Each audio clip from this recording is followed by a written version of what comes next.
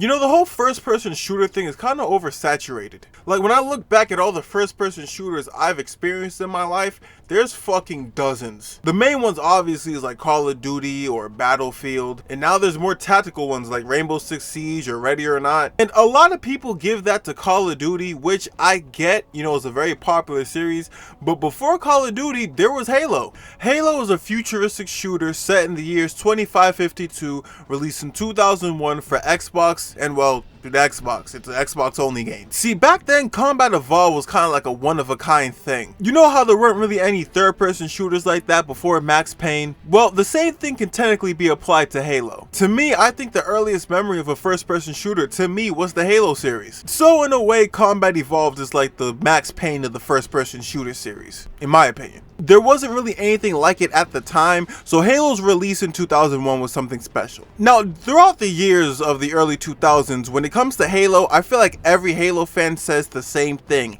Out of all the first 3 Halo games, the third one was the best one. Everyone says the same thing. Halo 3 was the peak of Halo. That was gaming at its finest. Like, outside of Halo, people think that was gaming at its finest time. And as a Halo fan and a person who's also looking for content, I figure why not make a video on it. We're gonna start it off like this. Halo 3 opens up with an immediate transition between Halo 2's ending and Halo 3's beginning. Said transition is Master Chief crash landing on planet Earth after skydiving from a ship in Halo 2's ending. After crash landing on Earth, Sergeant Johnson and the rest of the Marines track down Master Chief's body in a crater in the jungle. After getting situated and damn near blowing Arbiter's head off, Master Chief, Arbiter, and the rest of the Marines fight through waves of Covenant in order to get to a UNSC transport, the UNSC base that they're holding down in Mombasa. Something that I found cool about the game is that you're playing as Master Chief, but you also have Arbiter as a partner, because in Halo 2 the story kind of switches between Arbiter and Master Chief, and the only time they actually interacted with each other in said game was their interaction with the Gravemind. So it was kind of cool seeing both main characters from the second game partner up for the third. The campaign for the third one was top notch, even though I still kind of prefer Halo 2 over 3's campaign. The campaign for Halo 3 was still fun as hell. Between having to stop the Covenant from activating a Forerunner artifact, to also dealing with the Flood, which is technically a continuation from the first and second games, to even small things like the Elites cutting their ties with the Covenant and joining the Marines due to the Brute's betrayal in the second game. Every aspect of this game made you want to keep going and explore more of the story and lore of Halo. And normally I say a good intro is what helps make a game, but sometimes it's the outro. Like the ending from Halo 3 not only concluded the story for the third game, but I felt like it was a good conclusion for all 3 games in general. That Warthog run with Chief and Arbiter was stressful as fuck, but it was still fun. And not like nostalgia hits me so hard for, like, it was genuinely fun to play. Not only are you practically driving through a destroyed obstacle course, but you also kind of get distracted looking at the scenery or trying to take in the environment around you while also escaping. Another thing I really liked about Halo 3's campaign was the stakes. And no, I'm not trying to say Halo 1 and 2's campaign didn't make you feel like the world wasn't in danger. Of course it was in danger, it's an alien invasion. But Halo 3 did a better job at really laying it on thick. After rescuing Cortana from the Gravemind's flood ship and bringing her back to HQ, Cortana reveals the government's secret plan of opening up an ancient artifact that can not only destroy humanity, but also endanger the whole universe. Some real Doctor Doom shit. And everybody throughout the series is there to help stop it. The Spartans, the Marines, the Elites, ODSTs. It's like every faction we've seen throughout the entire series have banded together to have this like final stand against the Brutes, the Floods, and the Covenant as a whole. You got Elites out here using human weapons, humans out here using elite weapons. Everybody's just loading up, preparing for this all-out war. And it's not just that moment, it's this game as a whole. It felt like one big conclusion to an entire series of events. Said series being the original Halo trilogy. Now fortunately they continue the Halo story with Halo 3 ODST and Halo Reach and 4, and I'm glad they did. I love them, but if they were to end this series on Halo 3, I wouldn't be mad, I'd be satisfied. Now campaign, beloved as it was, isn't the only thing that made Halo 3 what it was. It was also its multiplayer. Now, multiplayer for Halo 3 was relatively simple. You got your typical 4v4 team deathmatch, capture the flag, bomb. Typical game modes, man. You got your Halo specials like King of the Hill, Infection, Oddball, Territories. Never really liked Juggernaut, but you know, it's there. Now, unlike most games like Call of Duty or Battlefield, at the time before Halo, I'll say Reach, Halo didn't really do loadouts. You started off with either a battle rifle and an assault rifle, or an assault rifle and a pistol. And the weapons like shotguns, sniper rifles, rocket launchers, needlers, you pick them up on the floor as you go.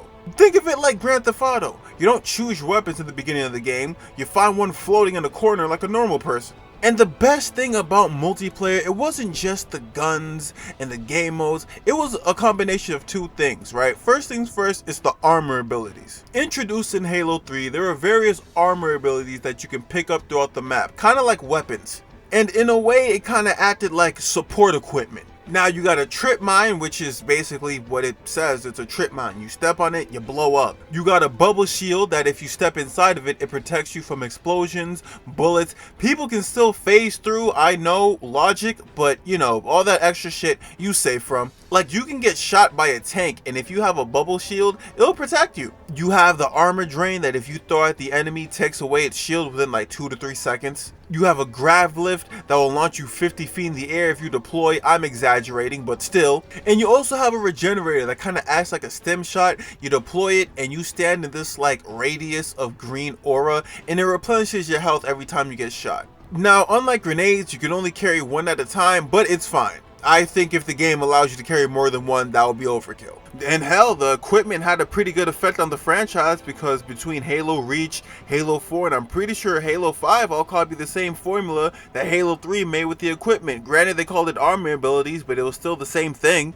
I don't think a lot of people liked the armor abilities in Halo 4. A lot of people didn't like Halo 4, period. I fucking loved it, but that's just me. I just wanted to show y'all where it all comes from. Now, the second thing that I loved about Halo 3's multiplayer was the maps. If you're gonna have a first-person shooter, one of the most memorable things that people will take from your games isn't just the gameplay itself, it's also the arenas that they play in. Black Ops got Nuketown, Modern Warfare got Terminal, I don't fucking know what Ghost had, but that's besides the point. The point I'm trying to make is every first-person shooter got that one map that people look at like, yup, that's the one. Halo 1 had Blood Gulch, Halo 2 had Zanzibar, and Halo 3 had Valhalla. And not only did it have Valhalla, but it had a collection of other maps that were just as memorable and good as Valhalla. I think the best way for me to describe Halo 3's multiplayer maps was this. Think of your favorite first-person shooter and think of your favorite map from its multiplayer mode. Now imagine half the map selections being just as good and entertaining as your favorite map in your favorite first-person shooter. That was Halo 3's multiplayer. You had Valhalla, you had the Pit, you had Last Resort, you had sniper-friendly maps like High Ground, you had desert-like maps like Sand Trap, which was extremely vehicle-friendly. And you have this small little Covenant map in the Arctic called Snowbound. Think of it as like a Covenant outpost that's posted up in Antarctica. And even though those are the only ones I've named, there's like 5 or 6 more maps that are just as memorable. Now, my personal favorite was Valhalla, mainly because I loved Blood Gulch in Halo 1 so much that I kind of felt like Halo 3 was its own little version of it, but like way more advanced. And I kind of like how perfectly sized it is. It has just enough space for Banshees and tanks, but it's not too big for a 4v4. The map designs for these arenas were perfect and well thought out. Kind of like what I said with the Warthog run mission and campaign, sometimes you kind of get distracted trying to take in your environment when you're playing multiplayer. Which isn't smart because, you know, you're not playing against AI, you're playing against people, but still. Like, even when I play Halo 1 and 2, and sometimes even 4 and 5, like, I never feel the feeling I get when I play Halo 3's multiplayer. Not saying that the multiplayers in the other ones weren't as good as in map designs, I just feel like the map design in Halo 3 was like Halo's gaming at its peak. Now, the final nail in the coffin that made Halo 3 so great was a new mode added to the series that would stay in it for the rest of the franchise called Forged. Now, Forged to the Halo series is like a creator park to the Tony Hawk series. It's one big workshop made for multiplayer maps. You get to add guns, vehicles, obstacles, power-ups, hazard zones, everything. Now, the thing with Forge is it's the first in the series, so it's not as constructive compared to Forge in like a Halo 5 or a 4. See, in Halo 3's Forge, you're more so adding to already existing maps rather than making your own. Which technically is fine because at the time, it was the only one that was out. And we didn't see Forge again until Reach because they didn't add it in ODST. So for us who were introduced to Forge for the first time, it was revolutionary. Let's say you have a favorite weapon, the Spartan laser to be exact, but you're playing on a map like, let's say Lockout, because Lockout didn't have a Spartan laser. You can now add it to the map. You can be sneaky and put it in a corner that you know other people won't find, or you can be fair and put it in the middle so it's accessible to everybody. Revolutionary shit. Like at the time of Forge's release, I haven't seen nothing like that since like Paul Revere warned folks about the redcoats. Forge was a great addition to Halo. And as much as some of y'all might not like 4 and 5, I think Halo 4 and 5 utilize Forge in a really good way. Now you can actually make your own map from scratch. Kinda preferred 4 over 5 though when it comes to Forge and well gameplay, but still all of that was caused by Halo 3. Halo 3 was a staple of gaming, it was a blueprint for the series, and I'm really glad I got to experience it. I loved its expansion of Halo 3 ODST. I think ODST was set before 3, but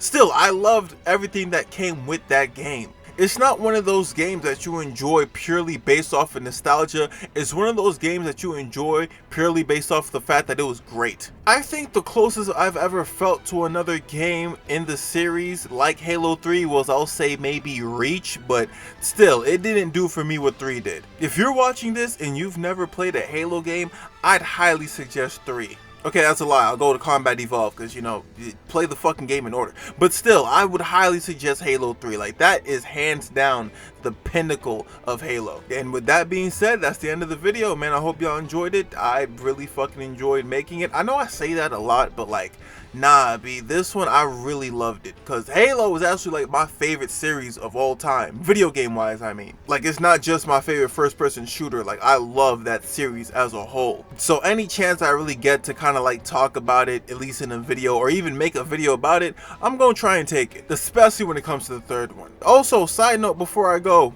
another thing that made Halo 3 awesome, if you bought the game, inside the case was a poster of Master Chief and Arbiter. You got bro in the front with the assault rifle and Arbiter in the back with the energy sword. That shit was golden. But nonetheless, that's all I got for y'all, man. I hope y'all enjoyed the video.